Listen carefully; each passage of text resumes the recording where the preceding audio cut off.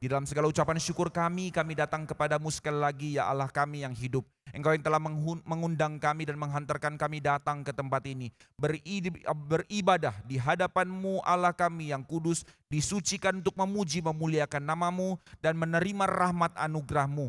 Kiranya tibalah saatnya untuk kami boleh mendengarkan firman-Mu.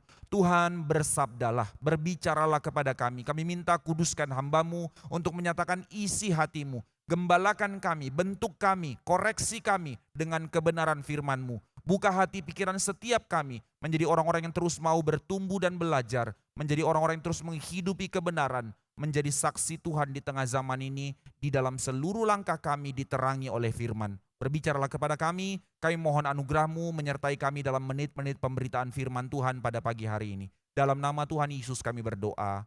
Amin. Jemaat dipersilakan duduk. Mari kita sama-sama membuka Kisah Para Rasul 17. Kita melanjutkan seri eksposisi dari Kisah Para Rasul. Dan khusus pada hari ini kita melanjutkan pembahasan tentang kehidupan Kristen yang berdampak. Kita membaca dari Kisah Para Rasul pasal 17 ayat 1 sampai 9. Kita baca secara bergantian. Lalu nanti saya membaca highlight dari beberapa bagian dari kitab Tesalonika yang merupakan konteks dari bagian Kisah Para Rasul ini. Kisah Para Rasul 17 dari ayat 1 sampai yang ke-9 kita baca secara bergantian. Dari saya terlebih dahulu, demikian jemaat bersahutan, demikian firman Tuhan. Paulus dan Silas mengambil jalan melalui Amfipolis dan Apolonia dan tiba di Tesalonika. Di situ ada sebuah rumah ibadat orang Yahudi.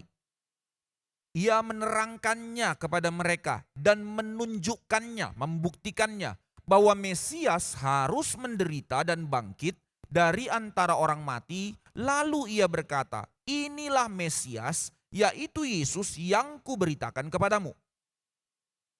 Tetapi orang-orang Yahudi menjadi iri hati dan dengan dibantu oleh beberapa penjahat dari antara petualang-petualang di pasar, mereka mengadakan keributan dan mengacaukan kota itu. Mereka menyerbu rumah Yason dengan maksud untuk menghadapkan Paulus dan Silas kepada sidang rakyat. Dan Yason menerima mereka menumpang di rumahnya. Mereka semua bertindak melawan ketetapan-ketetapan Kaisar dengan mengatakan bahwa ada seorang raja lain yaitu Yesus. Tetapi setelah mereka mendapat jaminan dari Yason dan dari saudara-saudara lain, mereka pun dilepaskan. Sekarang kita melihat konteks ini jemaat di Tesalonika. Kita membuka kitab 1 Tesalonika. Saya membaca beberapa bagian apa yang dikatakan Paulus tentang jemaat Tesalonika ini. Dari 1 Tesalonika 1 ayat 2 dan 3. 1 Tesalonika 1 ayat 2 dan 3. Demikian firman Tuhan.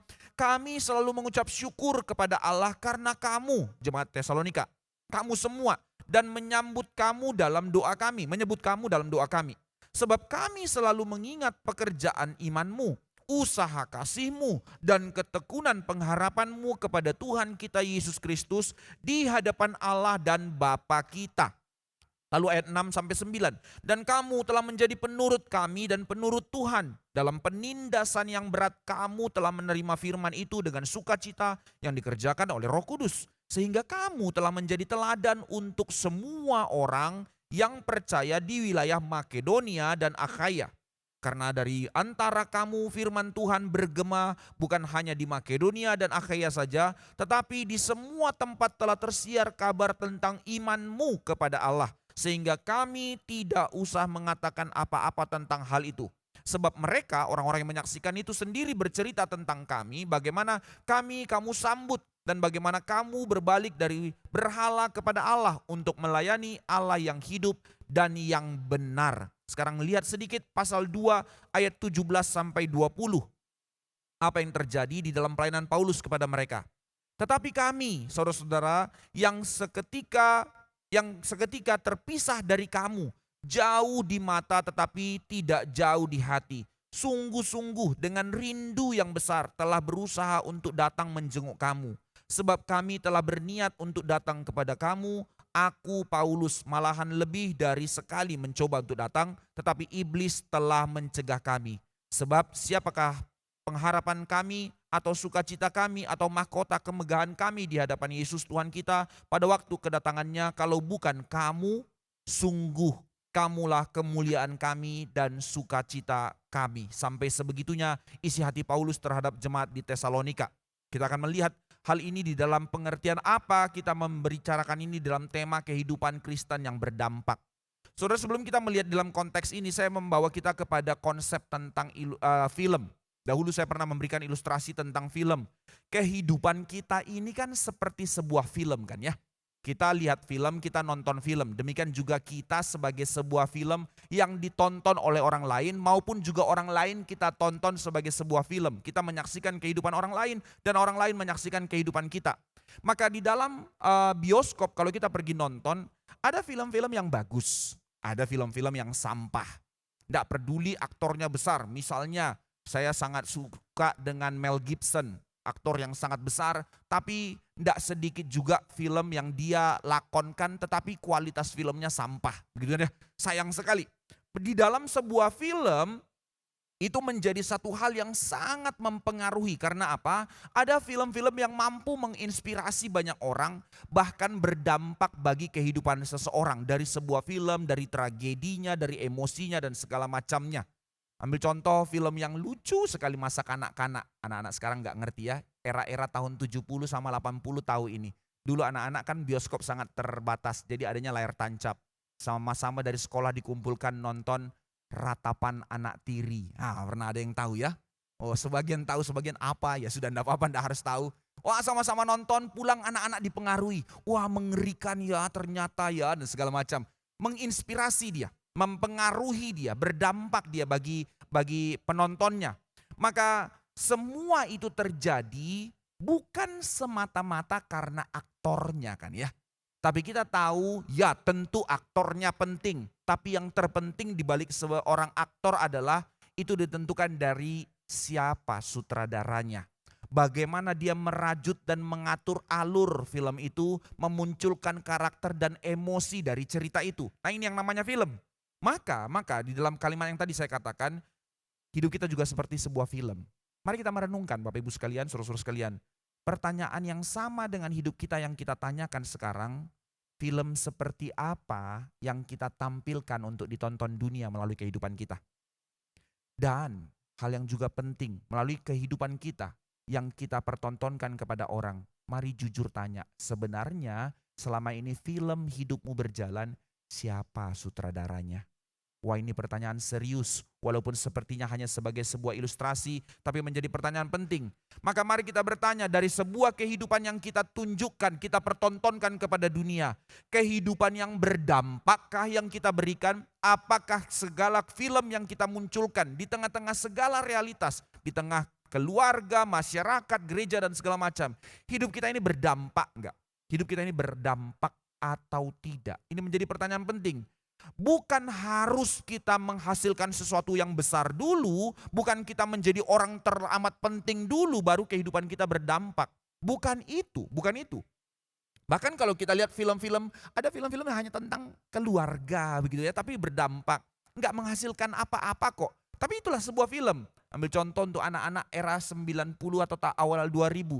Keluarga Cemara. Bagus kan ya? Memberi dampak kepada orang bagaimana perjuangan anak-anak. Berdampak. Nah sama, kehidupan yang seperti apa di dalam kehidupan kita yang kita pertontonkan kepada dunia, berdampak atau tidak?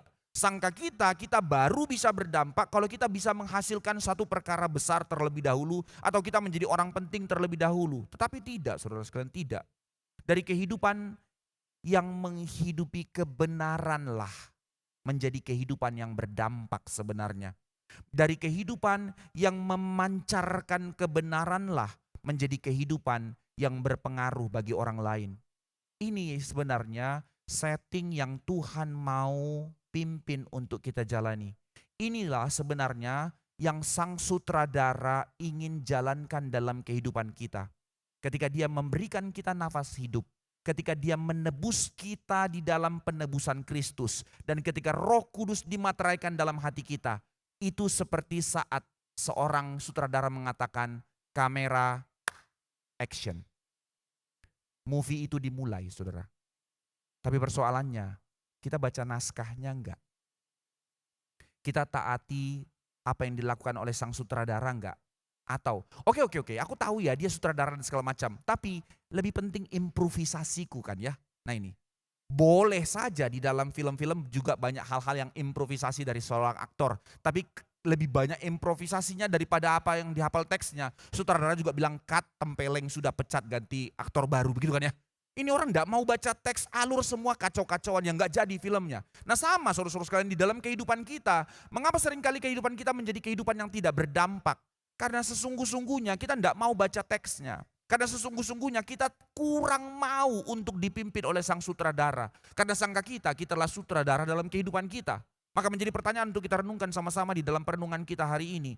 Bahwa Tuhan sang sutradara agung itu punya setting dalam kehidupan kita. Dan settingnya bukan sebuah setting yang membuat kita menjadi tidak berarti. Tetapi setting di mana sesungguhnya dia ingin melalui kehidupan kita menjadi sebuah film yang berdampak bagi orang lain. Demikian kisah yang tadi kita baca di dalam perjalanan Rasul Paulus. Di dalam misi pelayanannya yang kedua. Dia bersama Silas dan rekan-rekan yang lainnya, baik Timotius dan Lukas yang ikut di dalam hal ini. Tuhan men-setting kehidupan mereka menjadi kehidupan yang berdampak. Bukan karena mereka melakukan hal-hal yang begitu besar, spektakuler. Tapi melalui langkah mereka mengikuti setting dari sang sutradara. Baru saja saudara sekalian kalau kita melihat di dalam pasal 16 yang sebelumnya di dalam eksposisi yang kita telah lakukan. Baru saja Paulus dan Silas mengalami penderitaan yang sangat besar di Filipi. Dia pergi pertama kali, dahulu dalam perjalanan misi pertama dia di Asia. Sekarang Tuhan menggerakkan dia ke Eropa. Kota pertama kota Filipi. Di situ dia mengabarkan Injil. 3 jenis pertobatan yang sudah diberikan oleh Tuhan melalui pelayanannya kepada Lydia seorang penjual kain ungu, kepada seorang wanita budak yang peramal dan kepada seorang sipir penjara. Dipertobatkan menjadi gereja mula-mula di Filipi. Tetapi setelah itu apa yang terjadi? Mereka mereka disiksa, dipukuli dan dipenjarakan. Penderitaan yang mereka alami. Tetapi setelah itu dia tidak berhenti melayani. Di dalam kesadarannya mengikuti dinamika pimpinan Roh Kudus. Di dalam kesadarannya bahwa ada setting dari Allah di dalam kehidupannya. Maka dari pasal 16 ketika dia tahu dulu Tuhan yang memimpin dia ke Makedonia. Provinsi yang begitu besar itu dengan banyaknya kota, Filipi salah satu kotanya, Tesalonika ini salah satu kotanya dan kota-kota yang lain lagi. Di dalam mimpinya itu dia melihat orang Makedonia yang berteriak, tolong kami. Maka dia tahu ini konfirmasi, Tuhan yang pimpin saya ke Makedonia, maka saya melangkah. Baru langkah pertama di kota Filipi sudah menderita, didera dan dipenjara. Harusnya mundur dong, ya sudah Tuhan. You yang pimpin sekarang sudah ditolak, pulang kembali ke Asia kan lebih gampang. Banyak orang Yahudi yang bisa terima. Ngapain saya ada di sini? Tetapi tidak, saudara, tidak. Meskipun dia ditolak, meskipun dia telah menderita di kota Filipi, tapi dia terus mengerti dan bergumul apa yang menjadi kehendak Allah dalam kehidupannya. Maka mereka pergi melanjutkan pelayanan ke kota Tesalonika. Di dalam penafsiran John Calvin terhadap kisah para rasul pasal 17 ini, John Calvin bilang, inilah keberanian mental yang tak terkalahkan dan ketekunan seorang Paulus yang tak kenal lelah. Tidak gampang, sepertinya kita cuma bilang, oh iya ya luar biasa ya dan segala macam. Saudara jangan pikir bahwa mereka orang-orang yang superhero, mereka orang-orang yang lebih spektakuler dipakai Tuhan. No, sekali lagi, kita mengerti bahwa mereka pun orang-orang yang biasa, ordinary people seperti kita. And yet Tuhan memimpin mereka dan mereka mau sinkron taat kepada kehendak sang sutradara itu. Maka mereka terus melangkah. Maka di dalam melangkahkan kaki, mereka tidak sembarangan ambil keputusan. Mereka baik-baik bergumul. Pertama Tuhan pimpin mau ke Asia. Mereka minta ke Asia, Tuhan tidak kasih sekali. Tuhan tidak kasih 2 kali. Tapi juga nggak mau sembarangan. Mereka terus gumulkan. Sampai Tuhan pimpin jelas ke Makedonia. Mereka pergi. Gampangkah mundur? Gampangkah ambil keputusan? Tidak. Setiap keputusan di dalam kehidupan kita bertanya kepada sang sutradara, bergumul kepada setting kehendak Tuhan. Sehingga dalam hal itu ketika jelas apa yang menjadi panggilan Tuhan dalam hidupmu, ketika jelas apa yang menjadi pimpinan Tuhan dalam hidupmu, engkau tidak gampang geser. Nah ini yang Tuhan mau ajar kepada kita melihat dari dinamika pimpinan Roh Kudus di dalam kehidupannya Paulus. Maka mereka terus melangkah. Sudah ditolak dari satu kota, Makedonia begitu besar provinsinya. Dia pergi lagi dalam pimpinan Tuhan. Dari Filipi mereka berjalan ke Tesalonika. Kurang lebih 100 mil atau 140 kilometer perjalanan. Dahulu mereka berjalan kaki, mereka tidak punya support system, naik kendaraan dan segala macam. Maka kalau di dalam perjalanan itu ada kota-kota kecil yang mereka akan singgah, jadi minimal perjalanan kaki. Kalau satu hari mereka berjalan kaki itu 20 kilometer, jadi kurang lebih 5 hari perjalanan kalau itu cuman stop-stop sebentar. Kalau dia di kota itu berhenti pengabaran Injil lagi, mungkin perjalanan 2 minggu, 3 minggu. Dia terus melangkah, mereka terus melangkah. Padahal, saudara sekalian, dikatakan mereka cepat-cepat disuruh keluar dari Filipi. Lukanya belum sembuh, mereka didera, mereka dipasung, luka itu sendiri belum kering. Tetapi mereka harus sudah melangkah di tengah panas yang begitu besar. Mereka melangkah di tengah luka yang masih menganga, di dalam keringat dan segala macam. Betapa luar biasanya penderitaan itu. Tetapi mereka tetap melangkahkan kaki dengan setia. Mengapa? Karena memang pelayanan itu bukan tentang diri kita. Saudara jangan salah mengerti bahwa Tuhan abuse kita, yang penting kita tidak usah pikirkan diri kita. Bukan. Yang dimaksudkan adalah kerelaan untuk terus ikut dinamika pimpinan Roh Kudus. Untuk apa yang menjadi pimpinan Tuhan. Inilah yang disebut dengan langkah iman. Saudara, setiap kita punya panggilannya masing-masing. Kita tidak harus menjadi rasul, kita tidak harus menjadi hamba Tuhan. Tetapi setiap kita adalah hamba-hamba di hadapan Tuhan. Yang dimana kita dipanggil untuk apa? Menjadi hidup yang berdampak bagi orang lain. Melalui pekerjaanmu, melalui langkah hidupmu, melalui kehidupan rumah tanggamu, melalui kehidupan sosialmu, melalui pelayanan gereja, semuanya itu. Maka di dalam hal itu ada tentu banyak pergolakan. Pergolakan emosi, pergolakan cara pandang dan segala macamnya. Persoalannya, kita mau memuaskan ego kita memuaskan perasaan kita, atau kita mau mencari kehendak Sang Sutradara Agung itu. Ini panggilannya. Maka sekarang kita melihat bagaimana Paulus bisa dipakai Tuhan menjadi kehidupan yang berdampak. Dia pergi ke Tesalonika. Kita sekarang lihat sedikit konteks Tesalonika ya. Tesalonika ini lebih besar dari kota Filipi. Karena Tesalonika ini adalah ibu kota dari Makedonia. Provinsi yang begitu besar itu. Yang merupakan kota pelabuhan internasional. Bahkan menariknya, di dalam kota pelabuhan ini agak cukup unik juga karena dia titik temu dua arus besar dari barat dan timur bertemu di situ, arus panas, arus dingin. Jadi kapal juga nggak sembarangan bisa masuk di sana. Tetapi karena kotanya strategis, menjadi kota perdagangan yang sangat penting. Dia sangat besar kota perdagangannya. Dan menarik lagi, di dalam kota Tesalonika, ini salah satu kota istimewa di dalam kekuasaannya Romawi. Karena kota ini memiliki konsep free city dari kekuasaannya Romawi. Di mana kerajaan Roma berkuasa, menjajah, menang dia di situ. Maka dibiarkan ada pemerintahannya di situ dengan tetap ada gubernur Romawi ada di kota-kota itu. Kecuali kota ini tidak perlu ada gubernur Romawi, tidak dipungut pajak untuk bayar ke Roma, mereka benar-benar menjadi kota otonom. Selama ya perdagangan kota kerajaan Roma kan ada di situ. Jadi ekonomi tetap menguntungkan kepada Roma tanpa harus mereka memberi pajak. Dan yang kedua, selama mereka tetap loyal dan tunduk kepada kerajaan Romawi. Nah ini konteksnya kota ini. Maka penduduknya begitu heterogen juga, ya memang mayoritas Yunani, orang Romawi, mereka adalah orang-orang penyembah berhala. Nah karena konteks isunya tadi mereka tetap harus loyal kepada kerajaan Romawi, maka di sana ada salah satu penyembahan terbesar, yaitu penyembahan terhadap kaisar itu sendiri. Jadi kaisar disembah di Roma, di Tesalonika. Ada kultus kekaisaran. Mereka tidak hanya melihat kaisar sebagai pemimpin, tapi sebagai dewa yang menjaga mereka.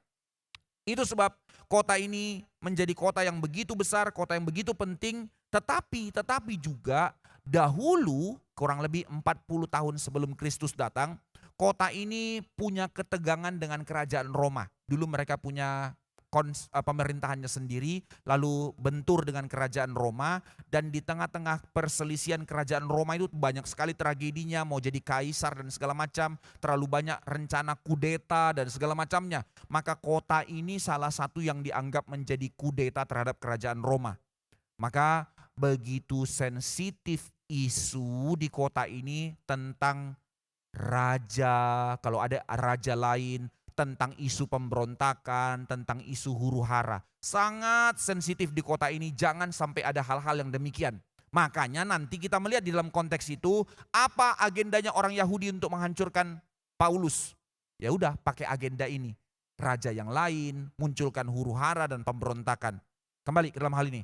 Jadi orang-orang Yahudi diaspora begitu besar di kota ini. Di Filipi gak ada, makanya mereka cuma di pinggir sungai tempat persekutuan doa. Tapi di Tesalonika sebagai kota besar, orang Yahudi punya sinagog. Makanya Paulus pergi ke situ. Dan memang sebagaimana biasanya di dalam pelayanannya Paulus, memang Tuhan panggil dia untuk pelayanan kepada Gentiles, kepada non-Yahudi. Tetapi setiap kali dia pergi kepada satu kota, Tuhan memimpin langkahnya untuk pertama-tama terlebih dahulu cari tempat perkumpulan orang Yahudi. Itu jadi pintu masuknya nanti. Maka yang paling dekat adalah dia pergi ke sinagog. Dan dia memang punya potensi dengan semangat dia sebagai seorang Farisi dan dia punya pengajaran yang sangat kental. Maka dia punya hak untuk berkhotbah di sinagog-sinagog. Ada lisensinya, gitu ya. Maka dalam hal inilah Paulus memulai pelayanan dari kota ini terlebih dahulu mengupayakan Injil kepada orang Yahudi di sinagog. Nah ini yang kita mau lihat. Maka Paulus mengatakan dia pergi ke sinagog dan di situ kita lihat dari ayat yang kita baca tadi. 3 minggu pertama itu, 3 sabat Paulus terus mengabarkan Injil di sinagog. Maka orang dengar dia sepanjang 3 minggu itu menggabarkan tentang firman Tuhan. Apa yang dikabarkannya? Sekali lagi di dalam konfirmasi seperti pola yang sebelumnya, di dalam ayat 2 pasal 17 ini dikatakan dia memberitakan bagian dari kitab suci. Berarti itu perjanjian lama. Paulus membuktikan dari perjanjian lama bagaimana memberitakan tentang Yesus Kristus. Itu sebab di ayat 3 sampai dikatakan dia menerangkan dari perjanjian lama. Dianoigo bahasa aslinya, dia menunjukkan, memberikan pembuktian, temi, kata yang berarti dia berusaha mengupayakan untuk membuka mata orang mengerti rahasia perjanjian lama, dia menyingkapkan kelimpahan perjanjian lama, dia menjelaskan dan membuktikan bahwa seluruh perjanjian lama berbicara tentang Kristus. Dan menariknya saudara-saudara sekalian, Lukas yang mencatat kisah para rasul ini melihat apa yang dilakukan oleh Paulus juga mencatat peristiwa yang sama di dalam Lukas pasal 24 tentang perjalanan Yesus di Emmaus. Ketika 2 murid perjalanan ke Emmaus, Yesus datang. Mereka tidak kenal Yesus. Lalu Yesus tanya, apa yang terjadi? Mereka jelaskan. Akhirnya Yesus memberikan penjelasan kepada mereka. Kata yang dipakai juga kata yang sama. Yesus menjelaskan kepada mereka. Yesus membuka mata mereka di dalam perjalanan Emmaus itu untuk menyaksikan Yesus. Dan di dalam Lukas pasal 24 dikatakan, kemudian Yesus menceritakan kepada mereka tentang dia. Mulai dari kitab Musa sampai kepada kitab para nabi. Berarti seluruh perjanjian lama. Maka pola yang sama yang diikuti oleh Paulus untuk menyatakan tentang Kristus dari perjanjian lama. Itu sebab kritik yang mengatakan bahwa yang menjadikan Yesus itu Tuhan itu teologinya Paulus. Gila memang itu. Orang-orang yang gak ngerti. Memang Yesus itu guru yang baik. Tapi tidak pernah dia bilang dia Tuhan. Paulus yang punya propaganda yang mempertuhankan Yesus. Kata teolog kritik. Tetapi sebenarnya apa yang dilakukan oleh Paulus adalah mengikuti apa yang dilakukan oleh Kristus sendiri. Nah ini yang menjadi dasar teologi kita. Maka apa yang menjadi pesan yang dikatakan oleh perjanjian lama? Paulus beritakan bahwa menarik sekali kalimatnya itu pendek tetapi menjadi sangat penting. Paulus bilang di dalam hal ini, di dalam ayat 3, ia menerangkan kepada mereka dan menunjukkan, kata yang tadi, lalu apa yang terjadi? Bahwa perjanjian lama mau menekankan apa? Bahwa Mesias harus, kata harus saudara, harus apa? Harus menderita dan bangkit dari antara orang mati. Inilah Mesias yaitu Yesus yang kuberitakan kepadamu. Berarti Paulus mampu menunjukkan seluruh perjanjian lama menubuatkan tentang Mesias yang bagaimana? Mesias yang harus mati, menderita, Mesias yang harus bangkit untuk menyelamatkan manusia dari dosa. Ekspektasi mesianik di dalam gambaran orang Yahudi adalah mesianik raja seperti Daud yang akan memerintah, lalu seluruh dunia tunduk kepada kerajaan Yehuda, di mana negara-negara lain akan dikalahkan, maka satu pemerintahan saja, yaitu pemerintahan Yehuda yang akan berkuasa di dunia. Maka konsep mesianik mereka konsep politik. Tetapi Paulus membawa mereka untuk membaca kembali perjanjian lama. Konsep mesianik yang dikatakan perjanjian lama adalah konsep anugerah, konsep keselamatan. Kristus yang bertahta di dalam hati setiap manusia. Maka dalam hal ini penderitaan Kristus diberitakan menjadi keharusan jalan keselamatan. Dan tidak hanya mencakup sengsaranya di atas kayu salib saja, bicara rahasia keselamatan, tetapi penderitaan di dalam seluruh kehidupannya. Mulai dari inkarnasinya datang menjadi manusia yang lahir di kandang domba di tempat yang paling miskin, lahir dari keluarga miskin, sampai menjadi anak tukang kayu, sampai memulai seluruh etape pelayanannya 3,5 tahun, sampai mati di atas kayu salib. Maka Kristus yang seperti inilah Mesias yang sesungguhnya, yang menderita. Dengan demikian dia telah menyediakan penggantian dan penaklukan atas kuasa maut, sehingga dia telah menyediakan jalan pengampunan atas dosa kita. Dia telah memberikan hidup kekal melalui kematian dan kebangkitannya. Dia telah memberikan jalan masuk ke dalam kerajaannya untuk kita menjadi bagian dari keluarga kerajaan Allah. Ini setting penginjilannya Paulus. Maka Paulus membuktikan dari seluruh perjanjian lama bahwa Yesus inilah Mesias yang dinantikan itu. Alhasil, ini merupakan bagian penting dari penjelasannya kepada orang-orang Yahudi. Karena fakta tentang mesianik yang disalibkan itu merupakan hambatan terbesar untuk mereka menerima Yesus. Karena bagi Yahudi tidak masuk akal jenis Mesias yang seperti ini. Bagaimana mungkin ada Mesias yang diurapi oleh Allah harus mati tersalibkan? Bagaimana mungkin Allah mengizinkan hal seperti ini terjadi? Malu, itu berita yang memalukan kata orang Yahudi. Bagaimana mungkin Allah dimuliakan karena berita yang memalukan ini? Bagaimana mungkin Allah melakukan cara yang begitu menjijikkan ini? Bagaimana mungkin melalui Mesias yang mati telanjang ini, karya mesianik, jalan pendamaian antara Allah dan manusia bisa dijalankan? Tidak masuk akal bagi Yahudi. Itu sebab Paulus menarik kembali kepada perjanjian lama. Hal ini kalau kita kembali kepada Eko di dalam motif Kisah Para Rasul ya, saudara boleh membaca kembali. Paling tidak yang paling clear dari rahasia perjanjian lama, Yesaya 53 memberitakan hal ini, Mazmur 22 memberitakan hal ini, bahwa nubuatan tentang kedatangan Mesias, yaitu dengan cara dia harus inkarnasi dan dia harus menjadi Mesias yang mati tersalib. Ini beritanya. Maka Paulus sekali lagi membuktikan bahwa seluruh perjanjian lama membentuk nubuatan-nubuatan mesianik yang hanya digenapi di dalam Kristus. Alhasil dari pemberitaan yang seperti ini, satu pemberitaan yang begitu radikal. Bagi orang Yahudi ini berita memalukan karena mereka sudah tahu berita perjanjian lama ini. Tapi untuk mengkliknya kepada Mesias model Yesus sulit untuk mereka terima. Bagi orang Yunani, motif mesianik, motif juru selamat, motif dewa Tuhan seperti ini belum pernah mereka dengar. Yang ada adalah dewa-dewa begitu besar, dewa-dewa banyak. Tapi di sini ada satu Allah yang tunggal dan menyelamatkan manusia dengan cara dia inkarnasi. Bagi dua kubu ini, yang totally berbeda ini, tapi dibawa kepada satu berita yang sama sekali radikal dalam kehidupan mereka. Alhasil, apa yang dikatakan di situ?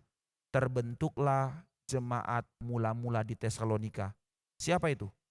Dari 3 golongan. Pertama, golongan orang Yahudi. Tetapi sedikit saja. Dikatakan di situ beberapa dari golongan Yahudi menjadi percaya. Kedua, sejumlah besar orang Yunani mengalami pertobatan. Di Tesalonika bukan orang-orang bodoh, kota perdagangan. Mereka mengerti filsafat Yunani begitu besar. Itu sebab ketika mereka mendengarkan hal ini, peperangan filsafat dengan filsafat, maka Paulus menundukkan pikiran mereka untuk melihat pengharapan di dalam Kristus. Maka orang-orang Yunani ini pun menerima pertobatan. Dan yang ketiga, perempuan-perempuan terkemuka dari orang-orang itu menjadi percaya. 3 golongan inilah menjadi jemaat mula-mula di Tesalonika. So what? Filipi juga begitu tadi dan segala macam. Tetapi saudara, ada perbedaan yang begitu besar. Di dalam Filipi, jemaatnya tidak dianiaya. Paulus dan Silas yang dianiaya. Tetapi di sini di Tesalonika, barang siapa yang mau menerima ajaran Paulus yang dianiaya. Nah, ini penganiayaan besar kepada jemaat pertama yang di luar Yerusalem. Dahulu sudah ada di Yerusalem ya, Stefanus dan segala macam dimatikan. Tetapi sekarang kepada jemaat mula-mula yang di luar, ini ancaman kepada jemaat pertama. Tetapi apa yang dikatakan Paulus tadi dalam Tesalonika, surat kepada Tesalonika, kami bersyukur dengan imanmu. Berarti mereka tidak undur. Maka kita lihat kembali. Maka ini yang menjadi realitas dalam kehidupan jemaat Tesalonika. Bahwa mereka terbentuk dari satu komposisi kehidupan jemaat yang sangat heterogen. Dari berbagai latar belakang. Tapi mereka menerima anugerah keselamatan dan mereka dipersatukan. Meskipun saudara hanya 1 kali Paulus datang ke kota ini. Tetapi langsung membentuk gereja yang sangat kuat. Di dalam iman, di dalam kesetiaan, walaupun mereka sendiri mendapatkan tantangan penderitaan. Setelah itu, karena Paulus dianggap menjadi ancaman bagi kota itu, Paulus tidak boleh lagi datang ke kota itu. Jadi, ini jemaat yang hanya 1 kali dikunjungi oleh Paulus dan tidak terlalu lama dia di situ, 3 minggu Sabat dia di situ dan setelah itu dia harus keluar. And yet dari pelayanan yang sangat terbatas ini, membentuk satu kehidupan jemaat yang sangat solid. Somehow kita berpikir di dalam pelayanan-pelayanan kita, mau bagaimana ya, kita nggak pernah ngerti cara Tuhan bekerja. Ada saat-saat di mana kita hanya pergi KKR regional, orang mengkritik dan saya mengatakan benar kritik itu. Ngapain sih kalian cuman datang kayak gitu, khotbahkan firman lalu pergi. Hit and run, ngapain? Buang-buang duit. Saudara, KKR regional terlalu besar biayanya. Kalau pergi satu kota 30 orang, let's say ke Sumba. Satu orang biaya tiket saja 6 juta atau sampai 7 juta. Lalu biaya akomodasi di sana 2 jutaan. Ya belum lagi ongkos-ongkos pribadi. Let's say genapkan 9 juta kali 30 orang. Sudah berapa? Berapa ratus juta? 270 juta saudara. Ngapain? Lebih baik kasih ke sana, bikin gereja di sana selesai. No, ada aspek memang Tuhan pimpin kita untuk membangun gereja. Ada aspek kita melakukan pengabaran Injil dan segala macam. Lalu setelah 1 tahun, 2 tahun, 14 tahun bolak-balik ke Sumba. Orang bilang, ngapain? Mana buahnya? Itu pelayanan lu gak efektif. Persoalannya saudara, kita mau taat kepada sang sutradara atau tidak. Di dalam air mata saya secara pribadi pun saya berkata, Tuhan is enough. 14 tahun bolak-balik ke Sumba ngapain? Tapi Tuhan terus pimpin, Tuhan terus pimpin. Air mata kadang gak habis-habis untuk lihat. Tuhan ngapain? Gak ada buahnya. Apa yang saya lihat? Tuhan pimpin, Tuhan pimpin. Pergi. Tapi sebaliknya, ada saat-saat di mana seperti Yunus yang cuma ngomong sekali dengan kejengkelannya dan gak ada niat untuk kota itu bertobat. Bertobatlah dalam 40 hari dan berharap 40 hari benar lu dihancurin. Bertobat, nangis, selesai.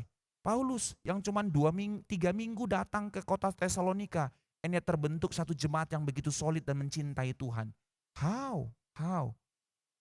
Maka ini bukan bicara efektivitas dari jumlah saudara sekalian, tapi dari kerelaan untuk terus ikut apa yang Tuhan mau, apa yang Tuhan pimpin.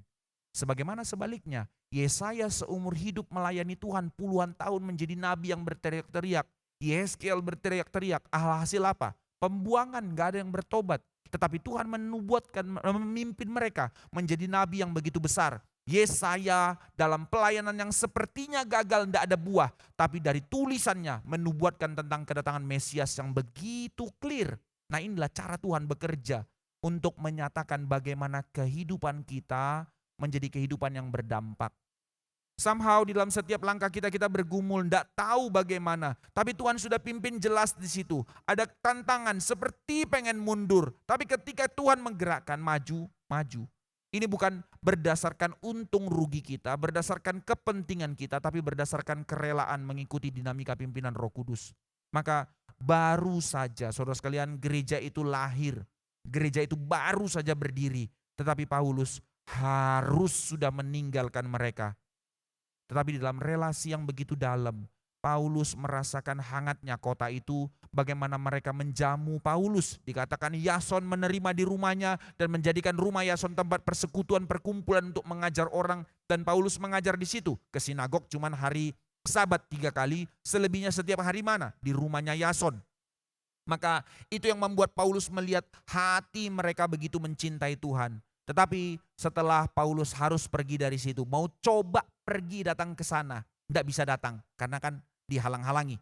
Itu sebab Paulus nanti di dalam surat Tesalonika, kalau Bapak Ibu baca tadi 1 Tesalonika 2 itu, surat itu ditulis oleh Paulus, dibawa oleh Timotius yang ikut juga pada saat ini, dibawa oleh Timotius untuk pergi ke sana. Nanti Timotius yang membacakan surat Paulus dan sekaligus Timotius yang memberikan pengajaran meneguhkan hati jemaat Tesalonika. Karena apa? Saking cintanya Paulus melihat kehidupan mereka, bahkan dikatakan tadi, iman mereka itu tersiar. Bukan hanya di Makedonia. Makedonia punya provinsi, ibu kotanya Tesalonika. Berarti Filipi dan kota-kota lain tersiar. Bahkan Akaya yang keluar dari situ mendengar. Bahkan orang-orang lain menyaksikan bagaimana iman mereka. Dan kami mendengar dari antara kamu ada orang yang mengkabarkan Injil pergi keluar. Nah ini yang namanya orang-orang yang dimenangkan oleh Tuhan dan menjadi orang-orang yang berdampak bagi kehidupan dunia. Apa yang kita lihat di sini saudara sekalian? Bahwa kehidupan yang berdampak dari pelayanan Paulus dan Silas sekaligus menjadi kehidupan yang berdampak bagi kehidupan jemaat di Tesalonika. Mereka bukan hanya memberikan kelas-kelas teori sehingga baru mereka berdampak. Mereka bukan karena punya segudang teologi maka hidup mereka berdampak. Melainkan mereka memberitakan berita yang mereka hidupi di dalam kehidupan mereka. Justru disitulah hidup mereka berdampak. Ini arti menjadi kehidupan yang berdampak. Sekali lagi saudara sekalian, di dalam kegentaran kita, somehow kita menyadari keterbatasan kelemahan kita. Somehow kita mengerti segala keberdosaan dan ketidakberlayakan kita. And yet, ketika Tuhan telah menebusmu, ketika Tuhan telah memimpinmu, masuk menjadi bagian dari gereja Tuhan yang senantiasa terus dikuduskan, justru disitulah undangan Tuhan untuk engkau menghidupi setiap kebenaran yang diberikan Allah kepadamu untuk menjadi sebuah kehidupan yang berdampak. Seorang ibu berpikir, saya cuma kerja di rumah, saya nggak kerja keluar. Tapi ketika engkau menjadi ibu yang sangat mencintai Tuhan, bagaimana kehidupanmu berdampak bagi anak-anakmu untuk menjadi orang-orang besar yang dipakai Tuhan. Agustinus misalnya, mamanya menikah dengan seorang suami yang tidak mengenal Tuhan, tapi ketika dia menjadi seorang yang sangat mencintai Tuhan di dalam kehidupan doa yang begitu besar, menjadi kehidupan yang berdampak bagi anaknya Agustinus, menjadi seorang bapak gereja yang begitu besar, dari kehidupan hanya dari sebuah kehidupan seorang ibu yang bertekuk lutut setiap hari berjam-jam mendoakan anaknya. Kehidupan yang berdampak. Dari kehidupan kita masing-masing, di dalam segala keterbatasan kita, di dalam segala panggilan yang Tuhan sudah percayakan, tapi kita tahu di situ kita bergumul, baik-baik memikirkan, baik-baik mengarahkan, baik-baik mengalami pembentukan Tuhan, sehingga menjadi kehidupan yang berdampak. Somehow, sekali lagi, kemarin dalam perenungan outing kita, dari kitab Efesus, Paulus juga mengatakan, saudara, kehidupanmu menjadi berdampak dimulai dari kehidupan yang terus rela dibentuk Tuhan. Jangan buru-buru berpikir, saya berdampak kalau saya sudah bisa lakukan ini, lakukan ini, lakukan ini. Ketika kita terus berpikir untuk action, tanpa kerelaan untuk terus mau dibentuk dan dipimpin oleh Tuhan, tanpa kerelaan untuk terus mau dimurnikan oleh Tuhan, tetapi punya hati untuk terus menjadi pengaruh buat orang lain, itu yang namanya semangat superhero, semangat kontribusi. Enggak kepake itu dalam kerajaan Allah, justru bikin bentur. Tetapi orang-orang yang mau melayani adalah orang-orang yang harusnya memulai dengan satu kerelaan untuk terus mau dibentuk, untuk terus mau merelakan diri dipimpin oleh Tuhan. Dan memang dalam hal itu tidak enak saudara, tidak enak. Karena ada kerelaan untuk terus, ada ketidakrelaan untuk terus diasah. Ada ketidakrelaan untuk terus mengalami kikisan dan segala macam. Tapi itulah cara Tuhan untuk membentuk kita menjadi kehidupan yang berdampak. Jadi jangan buru-buru berpikir, oke, saya datang ke gereja, saya mau melayani Tuhan, saya akan kerjakan ini, saya akan kerjakan itu. Tapi urusan pembentukan saya tidak usah lagi. Pokoknya saya kerjakan, saya memberi perpuluhan, saya ini. No. Saudara, jangan buru-buru melayani sebelum hatimu untuk terus mau buru-buru untuk mau dikoreksi. Itu yang namanya kehidupan yang berdampak. Terakhir, bagian perenungan kita pada hari ini. setelah menjadikan seperti ini. Dengan kuasa penginjilan cuman model 3 minggu ini, orang bertobat. Apa yang terjadi? Apakah kehidupan yang berdampak menjadi kehidupan yang mulus-mulus saja? Apakah kehidupan yang berdampak itu menjadi kehidupan yang gampang dan kehidupan yang aman dan enak? Tidak. Why? Sudah pasti tidak. Sebab kehidupan orang yang dipimpin oleh Tuhan, menjadi kehidupan yang dibentuk oleh Tuhan, akan menjadi kehidupan yang berdampak, otomatis itu akan mengobok-obok kerajaan si iblis. Tentu si iblis tidak tinggal diam. Saudara, saya tidak sedang membuat guilt tripping atau menakut-nakuti kita. Tetapi sadarlah, kalau kehidupan kita terus baik-baik saja, jangan dibalik jadi cari masalah ya. Bukan itu poinnya. Tapi kalau kehidupan kita menjadi kehidupan yang santai-santai saja, aman-aman saja, itu tanda hidup kita tidak berdampak. Kenapa? Karena hidup kita nggak sinkron dengan kerajaan Allah. Tetapi sebaliknya, kehidupan yang terus bergumul dengan kerajaan Allah, yang terus memikirkan isi hati Allah, tidak mungkin akan aman-aman saja. Karena iblis tidak mau kalau hidup kita menjadi kehidupan yang berdampak, itu akan menggoncang kerajaannya. Itu sebab si iblis akan berusaha menggocoh setiap orang yang dipakai Tuhan. Maka Paulus dan Silas harus menghadapi 2 gelombang besar. Di satu sisi kita melihat ancaman dan pertentangan dari orang Yahudi, tidak terima. Karena bagi mereka ini bidat, merusak ajaran Judaisme. Di sisi lain, orang-orang non-Yahudi, orang-orang kafir itu yang melontarkan tuduhan tentang urusan hukum, ancaman, politik dan segala macamnya, adat istiadat yang merasa terganggu, masalah agama mereka yang terganggu dan sebenarnya masalah ekonomi atau politik mereka yang terganggu. Mereka tidak bisa terima. Maka dari orang Yahudi muncul dikatakan di situ semangat cemburu, kemarahan yang begitu besar yang tentunya dipakai oleh si iblis mereka di dalam kepedulian mereka tanda petik terhadap kehormatan Tuhan. Mereka merasa mereka pembela Tuhan dan mereka pembela hukum Taurat yang sekarang diobok-obok oleh Paulus. Bagi mereka Paulus sang penista agama. Maka mereka marah. Jelas dicatat pasal 17. Mereka cemburu. Kata ini kata yang terus muncul di dalam surat Kisah Para Rasul. Kepada Stefanus mereka cemburu maka melempari dia dengan batu. Kepada di dalam terang perjanjian lama yang dikutip juga dalam Kisah Para Rasul. Seperti Yusuf yang diiri oleh cemburu oleh saudara-saudaranya. Kepada para pemimpin bait suci yang cemburu kepada para rasul yang lebih baik mengkhotbahkan firman Tuhan di bait Allah.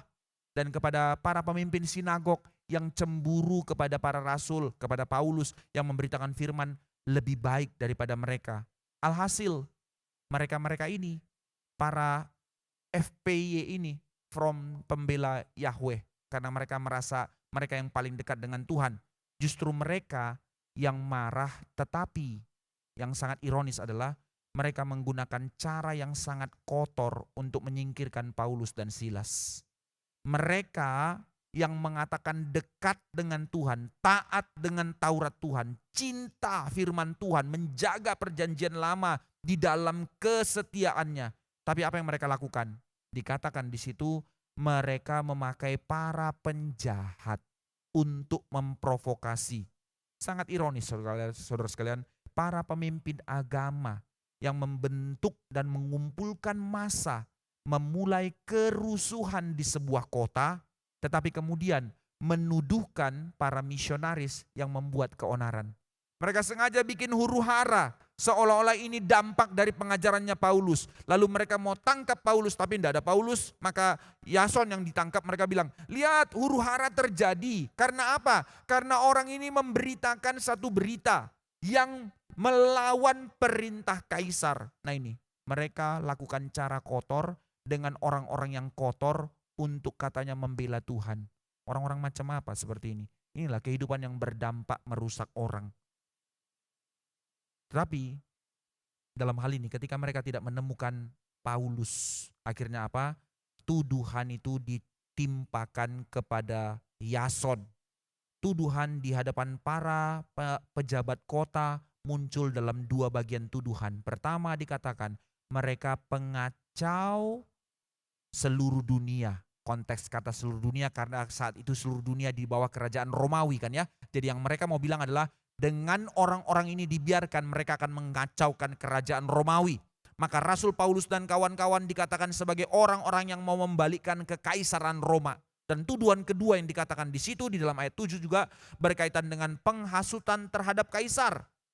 Mereka mengklaim bahwa Paulus mengumumkan ada raja lain yaitu Yesus yang bertentangan dengan dekret kaisar. Khususnya di Tesalonika. Tidak boleh ada isu raja lain, tidak boleh ada isu huru hara, dan tidak boleh ada isu pemberontakan. Langsung dimatikan. Maka mereka pakai cara itu supaya Paulus dan Silas bisa langsung dimatikan. Namun kemudian akhirnya apa? Tidak ketemu, mereka memenjara Yason. Tapi kalimatnya kurang kelihatan di dalam bahasa Indonesia ya. Tetapi setelah mereka mendapat jaminan dari Yason dan dari saudara-saudara lain, mereka pun dilepaskan. Oh, nggak ada persekusi dong, selesai. Bukan saudara, kata jaminan ini harus kita baca di dalam bahasa aslinya. Apa yang terjadi? Maka konsep kata mereka memberi persembahan dan pemberian jaminan itu di dalam motif atau prosedur perdata dan pidana. Ini konsep hukum. Jadi bukan sekedar oke, lu kasih uang, gua korap, lu lepas, bebas. Enggak. Tetapi sebenarnya waktu mereka membebaskan Yason, di dalam artian ada satu kontrak yang harus ditandatangani. Mereka harus berjanji pertama membayar denda. Yason merelakan di dalam kemungkinan dia seperti Lydia, orang yang kaya. Itu sebab dia bisa menampung Paulus dan rekan-rekan melayani. Tetapi tidak hanya itu, dia rela membayar sebagian uang jaminan untuk mereka boleh dilepaskan. Tetapi setelah itu apakah dia meninggalkan iman? Tidak, karena bukti kitab Tesalonika menunjukkan bahwa mereka terus menjadi saksi Tuhan. Tidak hanya itu, mereka harus berjanji bahwa Paulus dan Silas tidak boleh kembali ke kota itu. Dan jika terjadi lagi, cuma satu hukumannya, mati. Yason berani menandatangani, dan tidak hanya Yason, dikatakan di situ Yason dan dari saudara-saudara yang lain. Mereka berani mengikrarkan tanda tangan siap mati demi Injil. Ini yang terjadi saudara-saudara sekalian. Maka inilah yang disebut Paulus tadi di dalam 1 Tesalonika 2 ayat 18. Larangan hukum mereka tidak boleh masuk lagi ke Tesalonika sebagai jalan setan mencegah mereka kembali ke kota itu. Tadi kan dikatakan di 1 Tesalonika 2 ayat 18. Bahwa aku berusaha dengan kerinduan yang sangat-sangat pengen kembali. Tapi si iblis, setan mencegahku. Nah ini motifnya. Konsep hukum ini. Karena Paulus pun memikirkan kerohanian mereka. Tapi sebaliknya Paulus di satu pihak rindu melihat mereka, ingin mengajar mereka. Tapi sekaligus Paulus bilang bersukacita karena aku mendengar kesaksian imanmu. Di sini Paulus sadar, ndak GR. Kalau aku ndak ada, pertumbuhan mereka jadi masalah. Nggak ada motif itu. Dia cuma punya kerinduan untuk bersama bersekutu. Dia ndak merasa dia superhero yang bisa tolong jemaat Tesalonika. Tetapi sebaliknya, di tengah pelayanan yang terlalu sedikit yang bisa diberikannya. Tapi dia melihat bagaimana dampak dari jemaat itu. Sebaliknya, kepada jemaat Korintus yang ulang-ulang dia datang ke sana. Malah jemaatnya gak karu-karuan brengseknya. Lihat saudara, sekali lagi, kehidupan yang berdampak bukan karena kita punya kapasitas yang luar biasa dan segala macamnya. Tetapi dalam kesadaran mengikuti dinamika pimpinan Roh Kudus Sang Sutradara yang memimpin kehidupan kita. Penutup, maka apa yang kita mau renungkan dari renungan ini? Dari apa yang dikatakan di dalam kisah jemaat Tesalonika ini. Di sini kita boleh belajar untuk melihat tantangan dalam iman Kristen yang sesungguhnya. Untuk kita jalani juga di dalam kehidupan kita. Bukan menjadi satu tontonan yang kita lihat, ya iya ini 2000 tahun yang lalu, tidak ada urusan dengan saya. No. Tapi justru ini pembacaan menjadi cermin untuk undangan bagi kita untuk kita hidupi pada zaman ini. Saudara sekalian, di satu sisi panggilan kita sebagai umat tebusan. Bahwa kita dipanggil untuk harus menjadi berbeda dengan dunia. No compromise. Kita tidak bisa ikut-ikutan jalan dunia. Di dalam surat pertama kepada jemaat Tesalonika dikatakan bahwa mereka dipenuhi dengan pernyataan dan perintah dari Paulus untuk menjauhkan diri dari berhala. Lalu mereka mengingat parousia akan kedatangan Kristus yang kedua. Dan ia juga mengingat tentang, mengajarkan mereka tentang bagaimana kedamaian dan keamanan Romawi itu menjadi dasar untuk tiang doa dan segala macamnya. Kata parousia itu kalimat provokatif sebenarnya. Karena itu konsep yang hanya boleh dipakai oleh kaisar.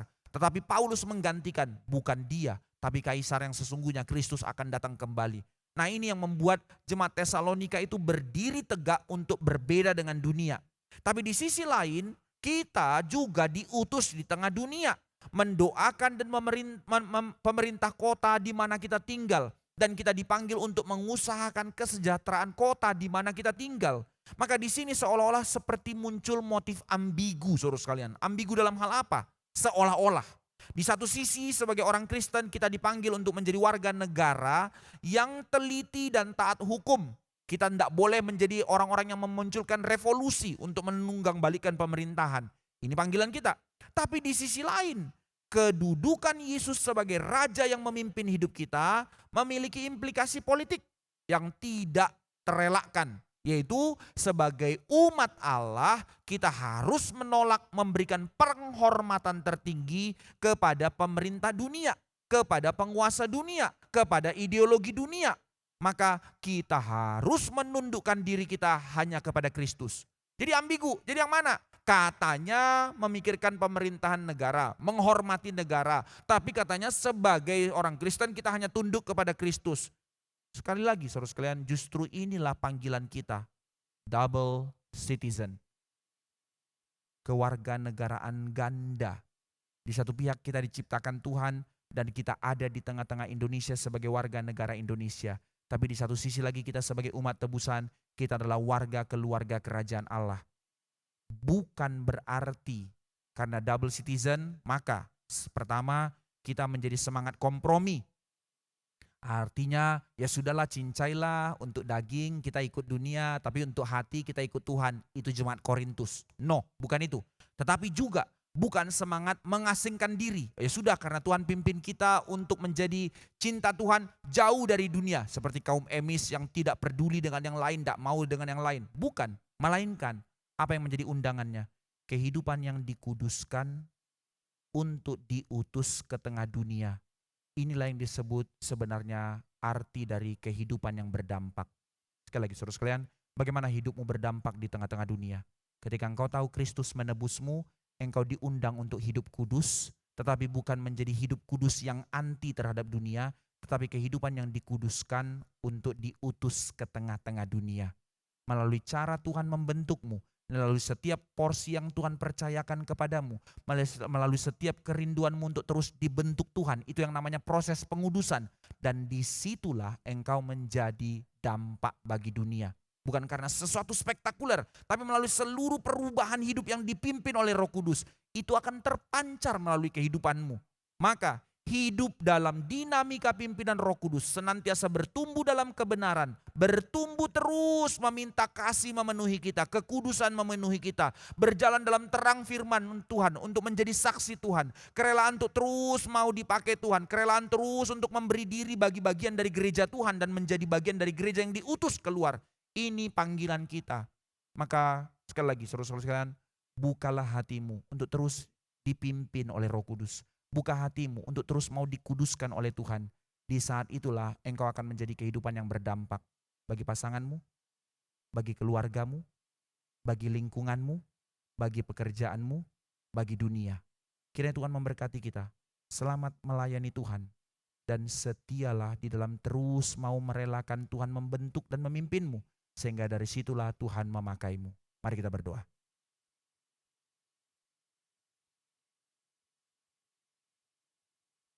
Bukan para rasul, para nabi baru berdampak bagi dunia. Bukan harus punya panggilan menjadi hamba Tuhan full time baru bisa berdampak bagi dunia. Tapi setiap orang yang telah ditebus oleh Kristus adalah orang-orang yang dipanggil menjadi duta besar kerajaan Allah untuk berdampak bagi dunia. Dan panggilan itu tiba kepada setiap kami di tempat ini. Ini kami Tuhan, kami menyadari kami orang-orang yang lemah, orang-orang yang terbatas, orang-orang yang berdosa, orang-orang yang tidak berlayak. Tetapi Engkau telah menebus kami di dalam pemilihan-Mu. Engkau sucikan kami dalam pengorbanan Kristus, dimateraikan dengan Roh Kudus, dipimpin dalam dinamika pimpinan Roh Kudus. Jangan biarkan kami menjadi orang-orang yang menutup diri, tapi biarlah kami dengan rela untuk terus mau dibentuk, untuk terus mau dipimpin, untuk terus mau disucikan. Melalui setiap perkara yang Tuhan izinkan terjadi. Terkadang sakit, Tetapi biarlah kami dengan rela untuk terus membuka hati kami bertanya, Tuhan, hal apa yang Kau mau bentuk, hal apa yang Kau mau memurnikan, supaya kami terus memiliki hati yang semakin luas demi kerajaan Allah, dimanapun Tuhan memimpin kami. Sehingga kami tidak menjadi orang yang lompat sana, lompat sini, sehingga kami tidak menjadi orang yang terus lari sana, lari sini, tapi kami menjadi orang yang berdiam memikirkan kehendak Allah, mengikuti dinamika pimpinan Allah untuk kemana kami akan melangkah, bagaimana kami melangkah, menjadi shalom bagi dunia, menjadi kehidupan yang diubahkan oleh Roh Kudus, menjadi kehidupan yang berdampak bagi dunia. Ini panggilan kami. Karena itu sekali lagi dengan rela kami berkata, di sini kami Tuhan, pimpin kami. Di sini kami Tuhan, berkati kami. Menjadi orang-orang kudus-Mu yang senantiasa memuliakan nama-Mu, menyukakan hati-Mu, melayani-Mu sampai seumur hidup kami. Ini doa kami, dalam nama Tuhan Yesus kami berdoa, kami bersyukur, berterima kasih. Amin.